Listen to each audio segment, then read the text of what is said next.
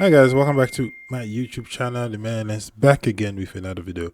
So it's been kind of a controversial subject. And let me say it's a controversial subject because I've seen a lot of people really being very critical of the fact that I say on my last video that I say Sony is an innovator when it comes to the camera technology. And personally, I believe so. Look, I've been using Canon for quite some time.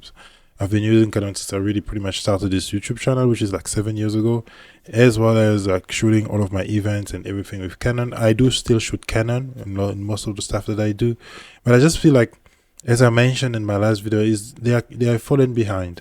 So in the comment section, somebody came up with Nikon and Canon shooting 8K 60 frames per second. I am going to maybe respond to that in saying that you need to have realistic specs that people really do use. And 8K videos are just unrealistic. It's not even at the point where the market really does need that. To a point where I believe that if Sony really wanted to create a camera with an 8K sensor, with a sensor that can shoot 8K, they can do that. I think even with the new Sony A1 Mark II, they can also do that. I'm not necessarily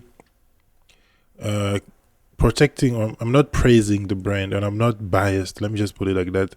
This is an unbiased opinion, but I think it's an opinion that needs to be put out there because a lot of people are so glued up on specs and camera fidelity. I think people sometimes consider camera like their kids, to a point where they can't really make ways from them. I mean, cameras are tools. Like I'm shooting Fuji. I shoot a lot of Fuji.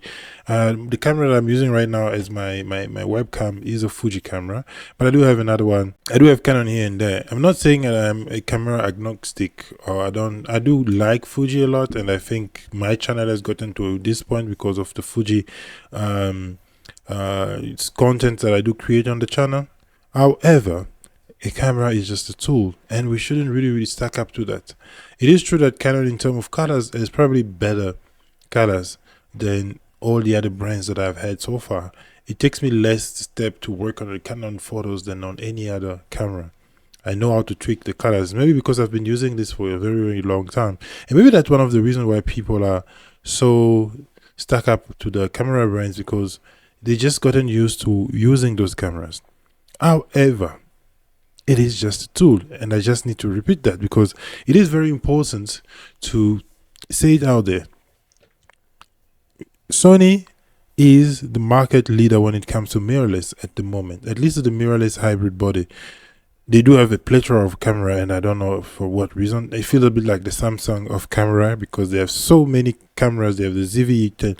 But what I'm also saying that is, in terms of price points, they do cater for pretty much everyone. Canon doesn't so much do it so well because they do have the R7, but they don't really have something that can compete with the ZV-E10, for example, Mark II, or the ZV-E1 Mark II, if I'm not mistaken. So for all the Canon users, all the Sony users, please correct me over there.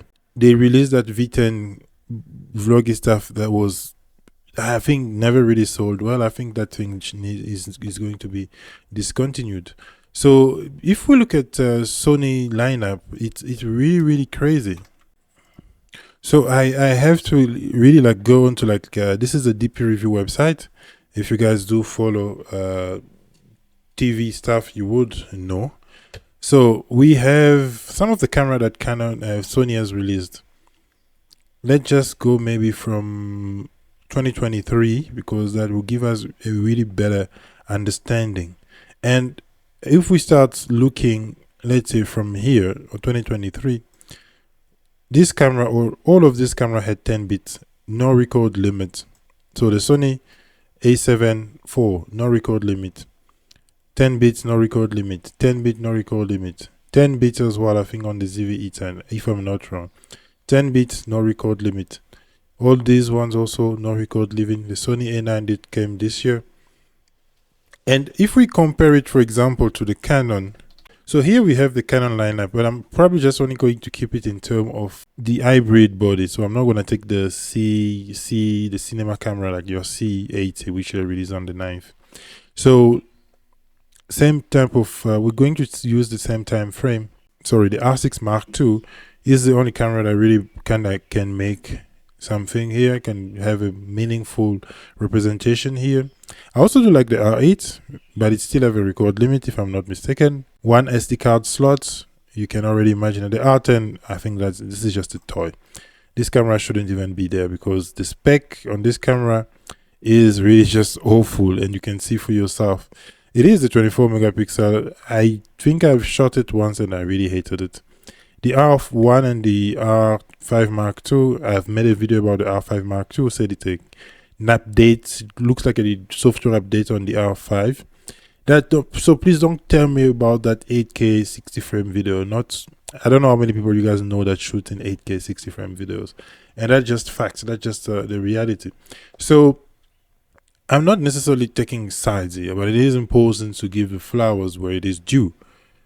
Sony makes really, really good cameras, and that's one of the reasons why they are kind of becoming the market leader. According to last year's stats, Canon still had a big share of the camera market, but I think that's just very temporary. If they continue doing what they are doing right now, they are going to lose the market leadership to Sony. Because even here in South Africa where I stay, if you rock up on a shoot with Sony, you are definitely going to get the gig. I'm telling you, that is just the truth. Canon, for videos, you need something like an R5, and it is freaking expensive. Canon is just putting so many entry barriers in terms of what they can offer to clients, and it is really, really bad. I mean, it is to a point where I feel like the brand is not appealing to people anymore. They still have very good image quality. I've used the R5 Mark I, very good image quality. I've seen the file size, very good image quality. And I love what Nikon is doing. They know that they are playing catch up, and they are doing the catch up work, which is different from what Canon is a bit more stable. And I think the executive at Canon, maybe they need to hire somebody. They need to really, really work on the innovation and all of the shenanigans, because they are losing ground. They are losing ground really, really bigly. So, yeah, this is what I was thinking about. So, because those comments, I think it was important for me to address them, but in a very objective way. And also, just tell people that cameras are just tools, guys. So, you shouldn't really get stuck up on your camera, or because thinking that your camera is better than the other one. At the end of the day, they do shoot all well, but it's just that, let's say the Canon lens issue, the RF lens being locked away from third-party manufacturer, is also hurting the brand.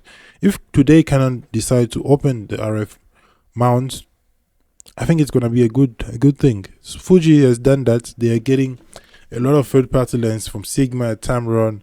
Even the one I'm using right now is Rispray. It's a Chinese manual focus lens, which I enjoy a lot as well.